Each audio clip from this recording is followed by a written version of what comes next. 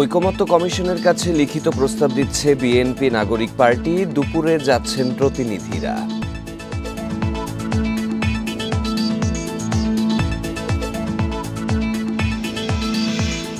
সার্বভৌমত্ব রক্ষা করবে সেনা, রাজনীতি থাকবে রাজনীতিকদের হাতে। মন্তব্য হাসনাতের। আরেকটি ১-১১ হবে না বললেন নাহিদ।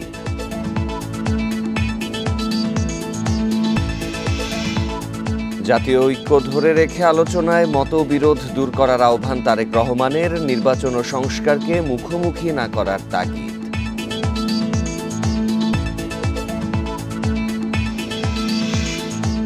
উপজেলা স্বাস্থ্য কমপ্লেক্সে ৭,০০০ চিকিৎসকের পদের ৪,০০০ই খালি। মারাত্মকভাবে ব্যাহত হচ্ছে সেবা।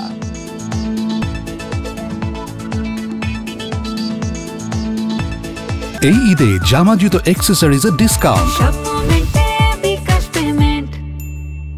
সংবাদের শিরোনাম শুনছিলেন, পুরো খবর নিয়ে আছি সাফাদ্দিন ফরিদ। জাতীয় ঐকমত্য কমিশনে আজ লিখিত প্রস্তাব জমা দেবে বাংলাদেশ জাতীয়তাবাদী দল বিএনপি ও জাতীয় নাগরিক পার্টি এনসিপি। আর এই প্রস্তাব বেলা ১২টায় বিএনপি ও দুপুর ২টায় জমা দেবেন দল দুটির প্রতিনিধিরা।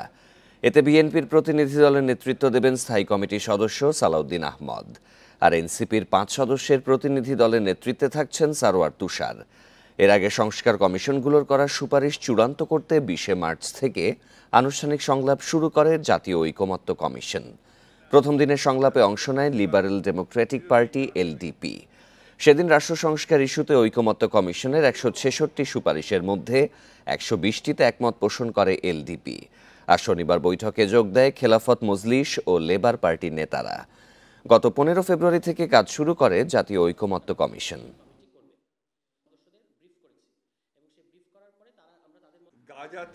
স্থানীয় সরকার নির্বাচনে চেয়ারম্যান ও মেয়র পদে সরাসরি ভোট চায় বাংলাদেশের লেবার পার্টি। তা না হলে মেম্বার ও কাউন্সিলরদের ভোট কেনা বেচার আশঙ্কা থাকবে। এদিকে সব নির্বাচনে নারী প্রার্থীদের সরাসরি অংশগ্রহণের বিষয়ে মতামত দিয়েছে খেলাফত মজলিস। শনিবার দুপুরে জাতীয় সংসদ ভবনের এলডি হলে জাতীয় ঐকমত্য কমিশনের কাছে সুপারিশের ভিত্তিতে মতামত দিয়েছে দল দুটি।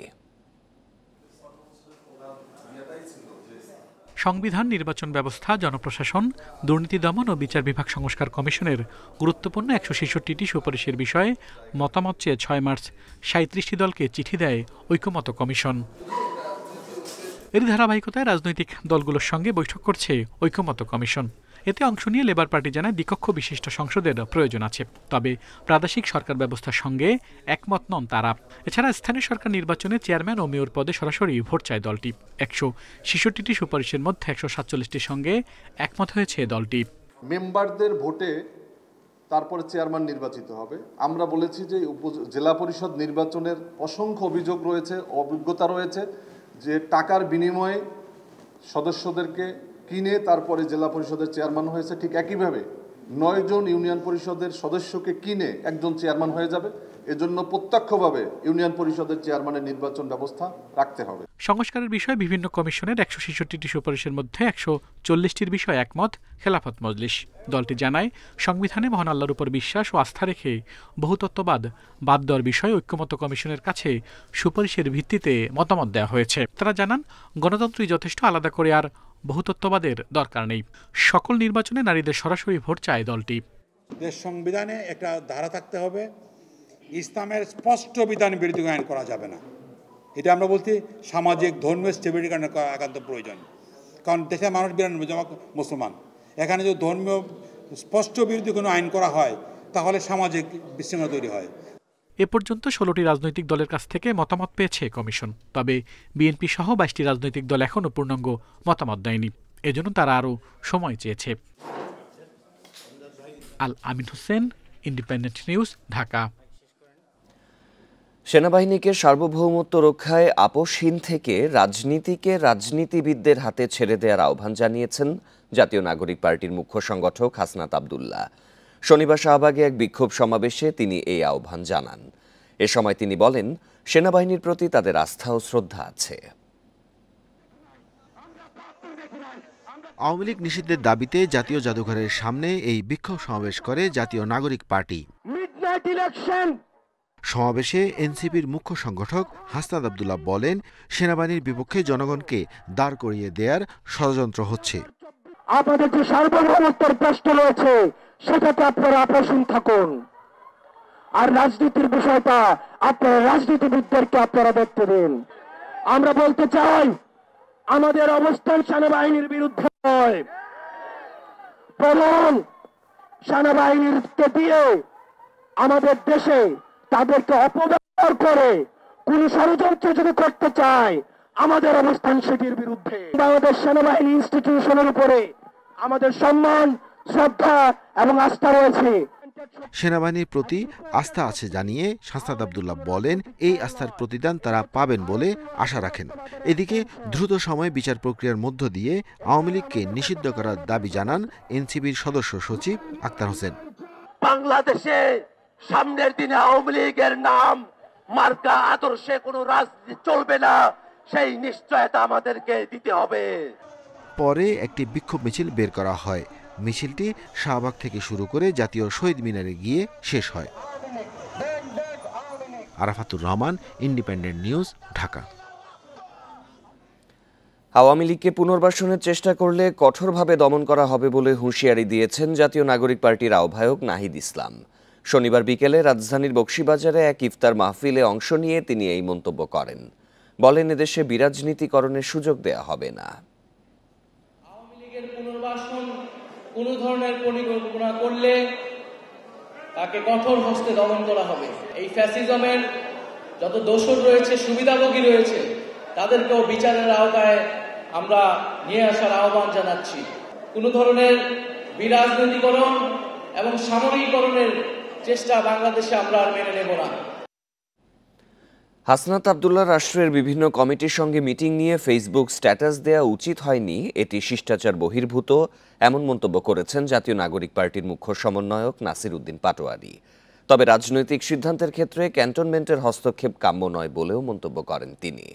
শনিবার সিলেটে জাতীয় নাগরিক পার্টি আয়োজিত ইফতার মাহফিলে সাংবাদিকদের এক প্রশ্নের জবাবে নাসির উদ্দিন পাটোয়ারি বলেন, আওয়ামী লীগ নিষিদ্ধের বিষয়ে যারাই বিরোধিতা করবে তাদের সঙ্গে এনসিপির যুদ্ধ অব্যাহত থাকবে।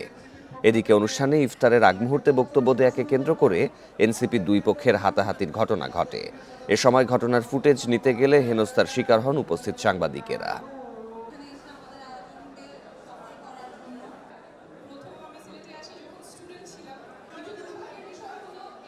হাসনাত আব্দুল্লাহ যে রাষ্ট্রের বিভিন্ন যে কমিটির সাথে যে মিটিংগুলো করেছেন, তার এই বক্তব্য সোশ্যাল মিডিয়াতে আসা উচিত হয় নাই। আমরা মনে করি এটা শিষ্টাচার বর্জিত একটি স্ট্যাটাস হয়েছে এবং রাষ্ট্রের ফাংশনারির জায়গা আমরা দেখেছি যে ক্যান্টনমেন্টের বিভিন্ন ব্যক্তিবর্গ রাজনৈতিক জায়গায় হস্তক্ষেপ করছেন। আমরা এই ধরনের হস্তক্ষেপ কাম্য নয় আমাদের কাছে।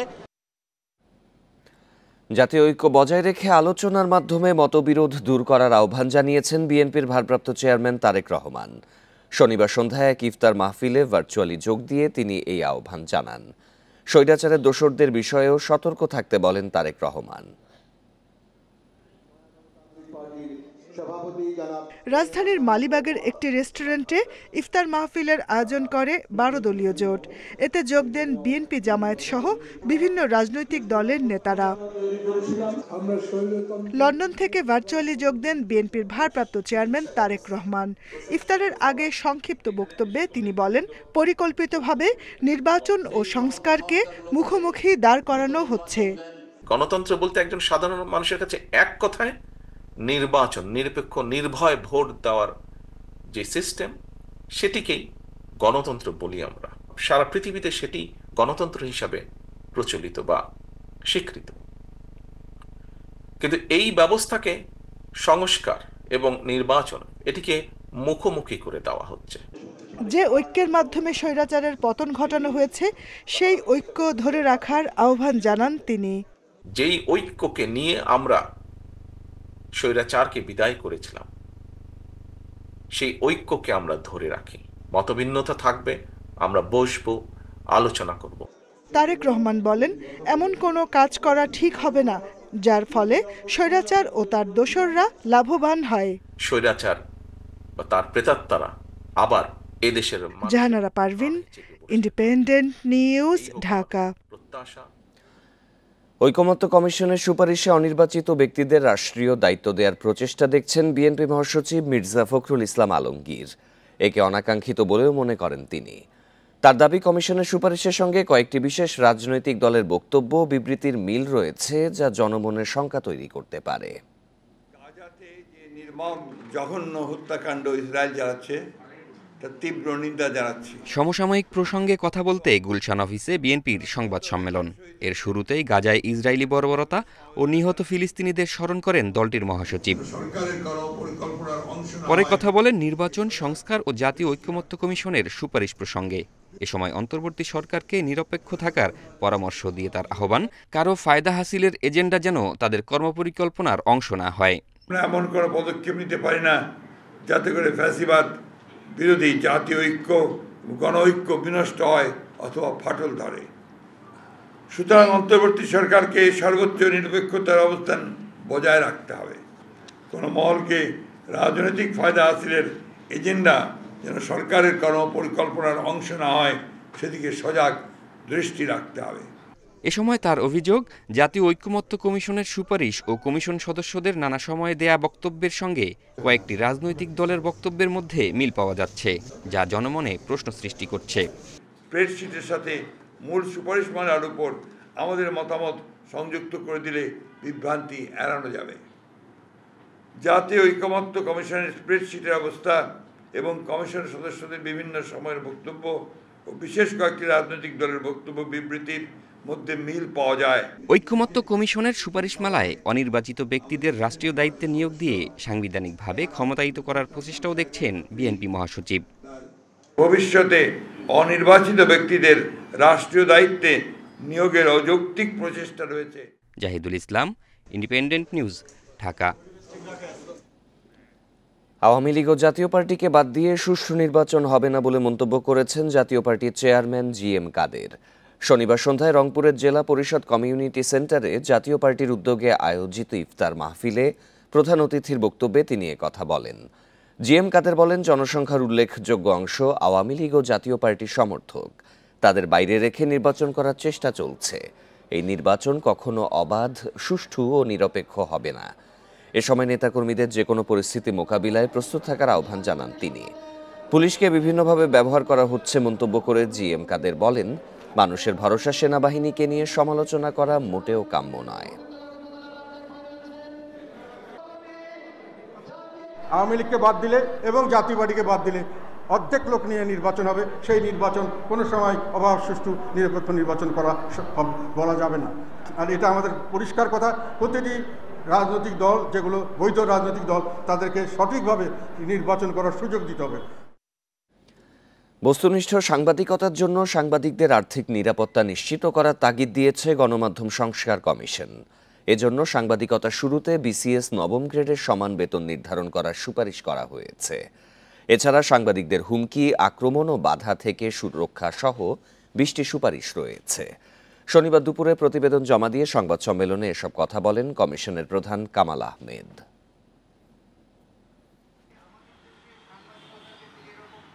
প্রধান উপদেষ্টা প্রফেসর মোহাম্মদ ইউনূসের কাছে প্রতিবেদন জমা দিয়েছে গণমাধ্যম সংস্কার কমিশন। পরে রাষ্ট্রীয় অতিথি ভবন যমুনার সামনে সংবাদ সম্মেলনে আসেন কমিশন সদস্যরা। প্রতিবেদনের গুরুত্বপূর্ণ অংশ তুলে ধরেন ও প্রশ্নের জবাব দেন কমিশন প্রধান কামাল আহমেদ। ইতিহাস পর্যালোচনা করে সেই ইতিহাস থেকে শিক্ষা নেওয়ার চেষ্টা করেছি যে কোথায় কোথায় ত্রুটি ছিল, কি কারণে ত্রুটি ছিল। এ সময় তিনি জানান, গণমাধ্যম শিল্পের সংকটের জন্য মালিকদের দায়ী করে তাদের জবাবদিহিতা নিশ্চিত করার সুপারিশ করা হয়েছে। এই গণমাধ্যমে কালো টাকা ঢুকেছে, এই গণমাধ্যমে মালিকানার সমস্যাটা একটা বড় ধরনের সমস্যায় পরিণত হয়েছে। মালিক হয়েছেন কারা আমরা জানি না, কি পদ্ধতিতে তারা মালিক হয়েছেন, তাদের কোনো জবাবদিহিতা নাই। আমরা গণমাধ্যম থেকে রাজনীতিকদের জবাবদিহিতা চাইছি, আমরা আমলাদের জবাবদিহিতা চাইছি, কিন্তু গণমাধ্যমের জবাবদিহিতা কোথায়? অনেক গণমাধ্যমের লাইসেন্সে অনিয়ম হয়েছে উল্লেখ করে বড় প্রতিষ্ঠানগুলোকে পাবলিক লিমিটেড কোম্পানি করার প্রস্তাব করেছে কমিশন। বাংলাদেশ বেতার ও টেলিভিশনের স্বায়ত্তশাসনের প্রস্তাব করা হয়েছে। আমরা সুপারিশ করেছি যে বড়, বৃহৎ এবং মধ্যম আকারের যত গণমাধ্যম কোম্পানি আছে তাদের উচিত হবে পাবলিক লিস্টেড কোম্পানি করা, শেয়ার ফ্লোট করা এবং সাংবাদিক কর্মচারীদেরকে তাদের শেয়ারের অংশীজন বানানো, শেয়ার দেওয়া। বস্তুনিষ্ঠ সাংবাদিকতার উপর জোর দিয়ে সাংবাদিকদের সব ধরনের নিরাপত্তা নিশ্চিত করার তাগিদ দিয়েছে কমিশন। সাংবাদিকতার সুরক্ষা আইন করার জন্য বলেছে। বিসিএস ক্যাডার সার্ভিসের 9ম গ্রেডের যে বেতন স্কেল, সেই বেতন স্কেলের সাথে সঙ্গতি রেখে সাংবাদিকদের এন্ট্রি লেভেলের বেতনটা হতে হবে, সারা দেশেই এটা হতে হবে। এবং ঢাকায় যেহেতু ব্যয়, জীবনযাত্রার ব্যয় বেশি, সুতরাং ঢাকায় ঢাকা ভাতা একটা যোগ করতে হবে। কমিশন প্রধান আরও জানান, ভালো গণমাধ্যমকে টিকিয়ে রাখতে সুপারিশ করা হয়েছে। তার আশা, অন্তর্বর্তী সরকার ও ভবিষ্যতে নির্বাচিত সরকার এসব সুপারিশ বাস্তবায়ন করবে। বর্তমান অন্তর্বর্তী সরকার এবং ভবিষ্যতে নির্বাচিত সরকার সবাই এই সুপারিশগুলো বাস্তবায়ন করবেন। শাহাদাত স্বপন, ইন্ডিপেন্ডেন্ট নিউজ, ঢাকা। যেসব ব্যক্তি বাংলাদেশের নাগরিকত্ব ত্যাগ করবে তাদের ভোটার তালিকা থেকে তাৎক্ষণিক বাদ দেওয়ার সিদ্ধান্ত নিয়েছে নির্বাচন কমিশন। এক্ষেত্রে সংশ্লিষ্ট ব্যক্তির জাতীয় পরিচয়পত্র বাতিল করা হবে। রাতে নির্বাচন কমিশন থেকে এই তথ্য জানানো হয়। বাংলাদেশি নাগরিকত্ব কেউ ত্যাগ করেছেন কিনা সেটা কেউ না জানালে বোঝার কোনো উপায় নেই। এক্ষেত্রে এখন স্বরাষ্ট্র পররাষ্ট্র মন্ত্রণালয়ে যোগাযোগের মাধ্যমে তথ্য নেওয়ার সিদ্ধান্ত হয়েছে। এভাবে কোনো তথ্য পেলে সঙ্গে সঙ্গে সংশ্লিষ্ট ব্যক্তির নাম ভোটার তালিকা থেকে কর্তন করা হবে। একই সঙ্গে বাতিল করা হবে এনআইডিও। ইতিমধ্যে ইসি সচিব আখতার আহমেদ এই সিদ্ধান্ত বাস্তবায়নের জন্য এনআইডি অনুবিভাগের পরিচালক ও নির্বাচন সহায়তা শাখার উপসচিবকে নির্দেশনা দিয়েছেন।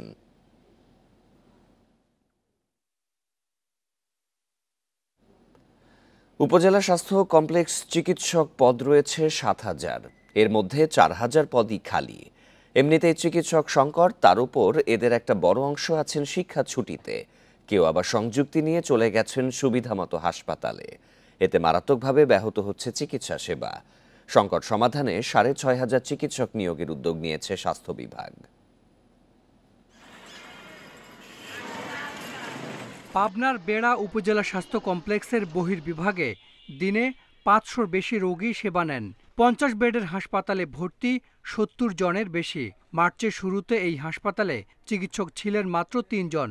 তাই রোগীদের সহযোগিতা চেয়ে বিজ্ঞপ্তি টানান চিকিৎসকেরা। 24 আওয়ার্স করে আমরা ডিউটি করতেছিলাম। আর বেড়া উপজেলাতে অনেক রোগীর চাপ, রোগীরা এতটুকু বুঝতে পারতেছিল না যে আমাদের আসলে ডাক্তার নাই, ওনারা আমাদের পরিস্থিতিটা বুঝতে পারতেছিল না। আর আমরাও শারীরিক মানসিকভাবে খুবই বিপর্যস্ত হয়ে পড়ছিলাম। বরগুনার আমতলী স্বাস্থ্য কমপ্লেক্সে চিকিৎসক মাত্র ৪ জন। এদের একজন ডেন্টিস্ট আর একজন ইউনানি চিকিৎসক, অর্থাৎ হাসপাতাল চলছে মূলত 2 জন চিকিৎসক দিয়ে, অথচ চিকিৎসকের পদ 21টি। আর চিকিৎসক সংকটে এ মাসের শুরুতে রোগী ভর্তি বন্ধ ছিল বেতাগী উপজেলা স্বাস্থ্য কমপ্লেক্সে। এখানে 28টি পদের বিপরীতে 23টি খালি। সীমিত সংখ্যক চিকিৎসক দিয়ে চিকিৎসা কার্যক্রম চালাতে আমাদের খুব অসুবিধা হচ্ছে, আমাদের অনেক হিমশিম খেতে হচ্ছে। তারপরেও আমরা অতিরিক্ত দায়িত্ব পালনের মাধ্যমে আমরা হাসপাতালের কার্যক্রম সকল দিক দিয়ে সচল রাখছে। আমাদের এই অল্প পরিমাণ ডাক্তার নিয়ে আমাদের আসলে কাজ চালাতে আমাদের খুবই কষ্ট হচ্ছে। বিশেষ করে আপনি জানেন যে মেডিকেল অফিসারদের কাজ অনেক, এদের হচ্ছে মর্নিং ইভিনিং নাইট হলো 3টা টাইম ইমার্জেন্সি থাকলে ইমার্জেন্সি মেনটেন্স করা যে কোনো সময় খারাপ হয়ে চলে আসতে পারে। স্বাস্থ্য অধিদপ্তরের হিসেবে উপজেলা স্বাস্থ্য কমপ্লেক্সে 53% চিকিৎসক পদই খালি। চিকিৎসকেরা শহরমুখী হওয়ায় মফস্বলে তৈরি হচ্ছে সংকট। যখন উচ্চশিক্ষায় চলে আসে তারা কিন্তু আর কোনো প্রকার হাসপাতালে কার্যক্রমে জড়িত থাকে না। এই কারণেও কিন্তু অনেক বড় একটা গ্যাপ হয়ে যাচ্ছে। অ্যাটাচমেন্ট আগে ছিল, আমরা গত 2-1 মাসে প্রায় বিপুল সংখ্যক অ্যাটাচমেন্ট আমরা বাতিল করেছি। বেশিরভাগ উপজেলা স্বাস্থ্য কমপ্লেক্সেই বেডের তুলনায় রোগী ভর্তি হয় বেশি, তাই শূন্য পদ পূরণের পাশাপাশি নতুন পদ সৃষ্টিও জরুরি। প্রায় ৩,৫০০ ডাক্তার নিয়োগের প্রক্রিয়া অলরেডি চলমান আছে। আরও ২,০০০ চিকিৎসক নিয়োগের জন্য পিএসসিকে আমরা অনুরোধ করেছি, দ্রুততম সময় এই নিয়োগ কার্যক্রমগুলো হবে। সারা দেশে উপজেলা স্বাস্থ্য কমপ্লেক্স রয়েছে 492টি, সবগুলোতে সংকট লেগেই থাকে। Hasan Misbah, independent News, Dhaka. সিলেটের ওসমানী মেডিকেলে গত 3 বছরে মাতৃগর্ভে 1,500 শিশু মৃত্যুর তথ্য রেকর্ড করা হয়েছে।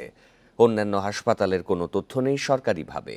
এসব মৃত্যুর জন্য সামাজিক কুসংস্কার, অপুষ্টি, অসচেতনতা সহ বিভিন্ন কারণ দেখছেন চিকিৎসকরা। তবে শিশু মৃত্যু কমাতে মা সমাবেশ সহ নানা পদক্ষেপ নেওয়া হচ্ছে বলে জানিয়েছে স্বাস্থ্য বিভাগ। গর্ভধারণের 25 সপ্তাহ থেকে সন্তানের নড়াচড়া টের পেতেন। প্রসবের দিনক্ষণও ঠিক ছিল। হঠাৎ নড়াচড়া টের না পেয়ে সেই নারী যান হাসপাতালে। পরীক্ষা নিরীক্ষা শেষে গর্ভেই শিশুর মৃত্যু হয়েছে বলে জানান চিকিৎসক। আমি ওরে বললাম যে একটু অপেক্ষা করে দেখো, হয়তো বা নড়াচড়া পাইবে। পরদিনও কোনো নড়াচড়া পায় না। এরপরের দিনে আপনার নিয়ে যাই আমি ওই যে আল্ট্রাসাউন্ড করানোর জন্য স্টেডিয়াম মার্কেট। আল্ট্রাসাউন্ড করাইলাম, করানোর পর তারা বলে যে বাচ্চা ডেথ। প্রতি বছর এরকম অনেক মায়ের গর্ভে সন্তানের মৃত্যু হচ্ছে। সিলেটে শুধু ওসমানী মেডিকেলে গত 3 বছরে মাতৃগর্ভে 1530 শিশুর মৃত্যুর তথ্য রেকর্ড করা হয়েছে।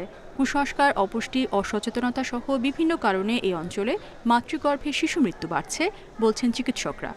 আমাদের কাছে যারা আসেন তারা অত্যন্ত শেষ পর্যায়ে আসেন।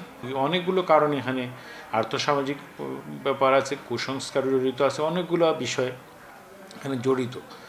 চিকিৎসকরা জানান, বিভিন্ন বেসরকারি হাসপাতাল ও বাসাবাড়িতে মাতৃগর্ভে শিশু মৃত্যুর অনেক ঘটনা রয়েছে, যার কোনো সঠিক পরিসংখ্যান নেই। এর মধ্যে 25 থেকে 35% শিশু মৃত্যুর কারণ উদ্ঘাটন করা যায়নি বলে জানান তারা। প্রেগনেন্সি ডেট ওভার হয়ে 2 সপ্তাহ যদি চলে যায়, সেখানে ব্যথা উঠলো না, বা বেবি কিন্তু মায়ের গর্ভেই মারা যেতে পারে। অনেক ইম্পর্টেন্ট কজ, এটা অনেকে জানে না। সেটা মাতৃগর্ভে শিশু মৃত্যু কমাতে জেলায় তৃণমূল পর্যায়ে স্বাস্থ্য শিক্ষা কেন্দ্র স্থাপন, মা সমাবেশ সহ নানা পদক্ষেপ নেওয়া হচ্ছে বলে জানান সিভিল সার্জন। প্রত্যেকটা হাসপাতালে কিন্তু একটা হেলথ এডুকেশন কর্নার আছে। পরিদর্শক থেকে শুরু করে সহকারী স্বাস্থ্য পরিদর্শক, স্বাস্থ্যকর্মী, তারা কিন্তু ফিল্ড পর্যায়ে গ্রামে গ্রামে বাড়িতে বাড়িতে ঘুরে এই কাজগুলাই করছেন, মানুষকে সচেতন করার চেষ্টা করছেন। মাতৃগর্ভে শিশু মৃত্যুর হার কমাতে সচেতন হওয়ার কোনো বিকল্প নেই বলছেন চিকিৎসকরা। Independent news. সিরাজগঞ্জে যমুনা সেতুর পশ্চিম সংযোগ মহাসড়কে 4 লেনের কাজ শেষের পথে, তাই এবার ঈদযাত্রায় স্বস্তির আশা উত্তর দক্ষিণাঞ্চলের মানুষের। তবে এই পথ পেরিয়ে ভোগান্তির কারণ হতে পারে হাটিকুমরুল বগুড়া মহাসড়ক। বিভিন্ন জায়গায় নির্মাণ কাজ চলমান ও কয়েকটি পয়েন্টে সিঙ্গেল লেন থাকায় হতে পারে যানজট। যদিও সড়ক বিভাগ ও হাইওয়ে পুলিশ বলছে ঈদযাত্রার জন্য নেওয়া হচ্ছে নানা উদ্যোগ। উত্তরবঙ্গের প্রবেশদ্বার হিসেবে পরিচিত যমুনা সেতুর পশ্চিম সংযোগ সড়ক। এটি পার হয়ে হাটিকুমরুল মোড় থেকে রাজশাহী, পাবনা ও রংপুর মহাসড়কে যায় যানবাহন। সংযোগ সড়কটি এখন 4 লেনের। বিভিন্ন পয়েন্টে নির্মাণ করা হয়েছে আন্ডারপাস, ওভারপাস ও ফ্লাইওভার। ফলে এই মহাসড়ক ব্যবহার করে উত্তর ও দক্ষিণাঞ্চলের ঈদযাত্রা হবে অনেকটাই স্বস্তির। তবে উত্তরাঞ্চলে ভোগান্তির কারণ হয়ে দাঁড়াতে পারে হাটিকুমরুল বগুড়া মহাসড়ক। চান্দাইকোনা পর্যন্ত 28 কিলোমিটারের বিভিন্ন জায়গায় ফ্লাইওভার, ব্রিজ ও রাস্তা প্রশস্ত করার কাজ চলায় অন্তত 3টি পয়েন্টে সৃষ্টি হতে পারে যানজট। চান্দাইকোনা এবং আপনার ওই ভুয়াগাদি, এই দুটো জায়গায় আমার সমস্যা ছিল। এই দুটো জায়গায় কাজটা সম্পূর্ণ হলে আমাদের যানজট খারাপ লাগতো না। 4 লাইনের রাস্তা ক্লিয়ার। এখন মনে করেন যেটুকু কাজ বাকি আছে, ঈদের পরে, ঈদের আগে যদি ঠিক করে দেয়, আমরা যানজট পোহাতে পারবো না। তবে সড়ক বিভাগ বলছে ভোগান্তি কমাতে মহাসড়কটির বেশ কিছু জায়গায় জরুরি মেরামত করা হচ্ছে। এখানে প্রায় কয়েকটি সার্ভিস সড়ক চালু করে দিচ্ছি। এই চালু করার মাধ্যমে এবং কেন্দ্রে যে রিজিড পেভমেন্ট আছে তার মাধ্যমে স্বস্তিতে বাড়ি ফিরবে এইবারের উত্তরের জনগণ। এদিকে ঈদ যাত্রায় মহাসড়কে 3 স্তরের নিরাপত্তা নিশ্চিত করা সহ বিভিন্ন পয়েন্টে বাড়তি জনবল রাখার কথা বলছে হাইওয়ে পুলিশ।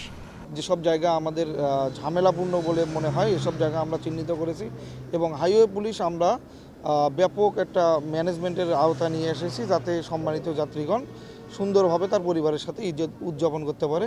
যমুনা সেতুর পশ্চিম মহাসড়ক দিয়ে প্রতিদিন উত্তর ও দক্ষিণবঙ্গের 22 জেলার যানবাহন চলাচল করে। স্বাভাবিক সময়ে এ পথে প্রতিদিন 25 থেকে 30 হাজার যানবাহন চলাচল করলেও ঈদের সময় বেড়ে যায় কয়েক গুণ। Independent news. চীন বাংলাদেশের যৌথ গবেষণার পর তিস্তা মহাপরিকল্পনা প্রকল্প চূড়ান্ত হবে। সময় লাগতে পারে আরও 2 বছর। এর মধ্যে নদী অববাহিকার 5টি উপজেলায় গণশুনানি শেষ হয়েছে। এই নদী ভাঙন প্রবণ এলাকায় 243 কোটি টাকা বরাদ্দ দিয়েছে সরকার। বিশ্ব পানি দিবসের এক আলোচনা সভায় শনিবার পরিবেশ ও বন উপদেষ্টা সৈয়দা রিজওয়ানা হাসান কথা জানান। তিস্তার ন্যায্য পানি বন্টন চুক্তি একযোগেও চূড়ান্ত হয়নি, তাই শুকনো মৌসুমে পানির অভাবে তিস্তা অববাহিকা মরুভূমিতে পরিণত হওয়ার অপেক্ষায়। এতে কৃষিখাত ধ্বংসের মুখে। আর বর্ষায় ভয়াবহ বন্যার হাত থেকে বাঁচতে ভারত গজলডোবা বাঁধের সব গেট খুলে দেয়। এতে ভাটিতে থাকা তিস্তা পাড়ের মানুষ তলিয়ে যায় অথই পানিতে। এমন পরিস্থিতিতে নদী ব্যবস্থাপনায় উজানের দেশ চীনের সাথে এক মহাপরিকল্পনা করছে বাংলাদেশ। এরই মধ্যে তিস্তা অববাহিকার 5 উপজেলায় গণশুনানি শেষ হয়েছে। পানি দিবস নিয়ে রাজধানীর পানি ভবনে এক আলোচনা সভায় পরিবেশ, বন ও পানি উপদেষ্টা জানান, তিস্তা বাঁচাতে চীনের সাথে মহাপরিকল্পনা হাতে নেওয়া হয়েছে। দুই দেশের যৌথ গবেষণা শেষে চূড়ান্ত হবে কর্মপরিকল্পনা। 5টা উপজেলাতে শুনানিটা আমরা করে ফেলেছি। হ্যাঁ, এখন আমরা আপনাদের কয়েকজনকে নিয়ে এক্সপার্ট লেভেলে একটা আলোচনা করব। ওই এক্সপার্ট লেভেলে আলোচনার জন্য চীন থেকে ওদের এক্সপার্টরা আসবে। সকলের সম্মতি নিয়ে চীন কান নিয়ে গেছে, ওই কানের পিছে না দৌড়িয়ে আসলে কি আছে, আসলে কতটুকু উপকার হবে, এটা বুঝে আমরা চূড়ান্ত হ্যাঁ বা না বলবো। তিস্তা পাড়ের প্রায় 43 কিলোমিটার এলাকা তীব্র ভাঙন প্রবণ, তাই সংকট কমাতে এবছর 243 কোটি টাকা বরাদ্দ দিয়েছে সরকার। 243 কোটি টাকা লাগবে, সেটা উনি অ্যাপ্রুভ করে দিয়েছেন, কিন্তু এই মুহূর্তেই সব টাকা দিতে পারছেন না। কিন্তু প্রথম বছর 43-এর মধ্যে বেশি ভাঙ্গন প্রবণ যে 20 কিলোমিটার, সেটার টাকাটা উনি আমাদেরকে দিয়ে দিয়েছেন এবং আমরাও সকল ফর্মালিটি কমপ্লিট করেছি। অনতিবিলম্বেই আমরা কাজে নেমে পড়ব। পানি উপদেষ্টা আরও জানান, জলবায়ু ট্রাস্ট ফান্ডের অর্থায়নে 1 বছরের মধ্যে ঢাকার 4 নদী সহ সারা দেশের 14 নদী উদ্ধারের কর্মপরিকল্পনা চূড়ান্ত হবে। Shahriar Anirban, independent News, Dhaka. প্রতিদিন 400 জনকে ভর্তুকি মূল্যে ভোজ্য তেল, খেজুর, চিনি সহ 5টি পণ্য বিক্রি করছে টিসিবি। যদিও দীর্ঘ সময় লাইনে দাঁড়িয়ে থাকার পর পণ্য না পেয়ে খালি হাতে ফিরছেন অনেকেই। আছে অনিয়মের অভিযোগও। ডিলাররা বলছেন, চাহিদার চেয়ে পণ্যের যোগান কম থাকায় এই অবস্থা। আপাতত পণ্যের বরাদ্দ না বাড়লেও নতুন করে স্মার্ট কার্ড দেয়া হচ্ছে বলে জানিয়েছে টিসিবি। সকাল থেকেই টিসিবির পণ্য নিতে লাইনে দাঁড়িয়েছেন গৃহিণী তাসলিমা খাতুন। অসুস্থ স্বামী ও শিশু সন্তানকে বাসায় রেখে দীর্ঘ সময় দাঁড়িয়ে থেকেও পণ্য না পেয়ে ফিরে যেতে হয়েছে তাকে। পিছের মানুষ সামনে যারা নেয় আর পিছিয়ে দাঁড়ায়, এদের জন্য মালটা প্রতিদিন পাই না, গতকালও পাই নাই কা, আর আজকে এখন মালটা নিয়ে চলে যাইতেছে। এটাই ভাই, আর কি বলুন বলেন, এটা যদি একটা নিয়ম শৃঙ্খলা করতো তাহলে আমরা মালটা পাইতাম। নিয়মভাবে কেউ 3টা পায় আর কেউ 1টাও পায় না। তার মতো অনেকেই পণ্য না পেয়ে ফিরে গেছেন খালি হাতে। রোজারে মানুষ রোজা থাকি বেড়াই কষ্ট করি, আপনার সাংবাদিক আপনারা আমাকে করে দিতে পারেন না, আমার তো করবার কিছু নেই, ভাগ্য খারাপ, আমি বাসা চলে যাই। বাজারের চেয়ে প্রায় অর্ধেক দামে তেল, ছোলা, চিনি, ডাল ও খেজুর পেতে প্রায়ই চলে বাগবিতণ্ডা ও হাতাহাতি। টাকা দিয়া নিতে সারাদিন লাগে, অনকিলাকিলি ঘুষাঘুষি মাথা হাটে 2-4 জনের। অন্যদিকে দীর্ঘ অপেক্ষার পর কাঙ্ক্ষিত পণ্য পেয়ে খুশি কেউ কেউ। 5 দিন পরে আজকে মাল পাইয়া আমি অনেক খুশি হইলাম। আমি আর কোনো সময় এপিসিবির মাল পাই নাই, আর আমার কোনো কার্ডও নাই। তবে ডিলাররা বলছেন, প্রয়োজনের তুলনায় সরবরাহ কম থাকায় সবাইকে পণ্য দেওয়া সম্ভব হয়নি। চাহিদা তো অনেক বেশি, 400 কার্ডের মালের মধ্যে দেখা যায় মানুষ আসে কমসে কম 1000-1500 এমন মানুষ আসে। তখন আমরা মাল না দিতে পারলে আমরা সাথেও খুব হয়রানি করে। টিসিবির কর্মকর্তারা জানান, রমজান উপলক্ষে প্রতিটি ট্রাকে 200 জনের বদলে 400 জনের পণ্য দেওয়া হচ্ছে। এছাড়া উপকারভোগীর সংখ্যা বাড়াতে নতুন করে স্মার্ট কার্ড বিতরণ করা হচ্ছে। যদি সরকার প্রয়োজন মনে করে আরও এক্সটেন্ড করা প্রয়োজন, তাহলে আমাদের পরবর্তী মাসের বিক্রয় কার্যক্রমের সাথে হয়তো বা এক্সটেন্ড করতে পারে। তবে এই বিষয়ে এখনও কোনো সিদ্ধান্ত হয়নি। যদি আইন শৃঙ্খলা রক্ষাকারী বাহিনী আমাদের এই ট্রাক সেলের স্থানগুলোতে কার্যকরী পদক্ষেপ না নেয়, তাহলে কিন্তু আপনি যেটা বলেন, এই বিশৃঙ্খলা নিয়ন্ত্রণ করা কিন্তু ডিলারদের লোকের পক্ষে সম্ভব না। টিসিবির তথ্য মতে ইতোমধ্যে 2 লাখ স্মার্ট কার্ড স্থানীয় ওয়ার্ড ও ইউনিয়ন পর্যায়ে পৌঁছানো হয়েছে। বাকি কার্ডও দ্রুততম সময়ের মধ্যে পৌঁছানো হবে। Mehedi Hasan, independent News, Dhaka. ব্যস্ত সময় পার করছে রাজবাড়ির সেমাই তৈরির কারিগররা। ঈদের আগে বাজারে সেমাই পৌঁছে দিতে সকাল থেকে রাত পর্যন্ত চলছে কর্মযজ্ঞ। কারখানা মালিকরা বলছেন, জেলার চাহিদা মিটিয়ে কুষ্টিয়া, ফরিদপুর, মাগুরা, ঝিনাইদহ সহ পার্শ্ববর্তী জেলায় যাচ্ছে সেমাই। গুণগত মান ঠিক রাখতে নিয়মিত তদারকি করা হচ্ছে বলে জানিয়েছেন বিসি কর্মকর্তারা। ঈদের বাজার ধরতে কর্মমুখর রাজবাড়ির সেমাই কারখানাগুলো। সকাল থেকে রাত পর্যন্ত শ্রমিক ব্যস্ত সেমাই তৈরিতে। সেমাই তৈরির পর রোদে শুকিয়ে ভেজে প্যাকেটজাত করা হয়, এরপর সরবরাহ করা হয় বিভিন্ন জেলায়। ফরিদপুর, মাগুরা, কুষ্টিয়া, ঝিনাইদহ সহ বিভিন্ন জায়গায় সেমাইগুলো পাঠানো হয়। পরিষ্কার পরিচ্ছন্নভাবে আমরা প্যাকেটটা জাত করি। কারখানা মালিকরা বলছেন ঈদের খাবারের অন্যতম অনুষঙ্গ সেমাই, তাই এই সময়ে চাহিদা বাড়ে কয়েক গুণ। এই শিল্পের প্রসারে সরকারি সহযোগিতা চেয়েছেন উদ্যোক্তারা। বিসিকের যে কারুকার্যতা পরিষ্কার করার জন্য সেগুলো আমরা পাই না, তো এইগুলো যদি আপনারা সবাই একটু সহযোগিতা করতেন তাহলে আমাদের মিল কারখানার জন্য খুব ভালো হয়। বিসিক কর্মকর্তারা বলছেন খাদ্যদ্রব্য মান বজায় রেখে সেমাই তৈরির নির্দেশনা দেওয়া হয়েছে কারখানা মালিকদের। নির্দেশনা না মানলে তাদের শাস্তি পেতে হবে। স্বাস্থ্যসম্মতভাবে উৎপাদন না করে থাকে সেহেতু আমাদের এখানে সরকারি দপ্তর আছে, নিরাপদ খাদ্য কর্তৃপক্ষ, তারা বিভিন্ন সময় এসে তাদের যে সরকারি যে কার্যক্রম আছে সেগুলো তারা পরিচালনা করে। রাজবাড়ী জেলায় মোট 4টি সেমাই তৈরির কারখানা আছে, যেখানে প্রতিদিন 1000 থেকে 1500 কেজি সেমাই তৈরি হয়। Independent news. এই ছিল এখনকার সংবাদে। সব খবরের বিস্তারিত জানতে চোখ রাখুন ফেসবুক, ইউটিউব এবং এক্সে। ধন্যবাদ সবাইকে।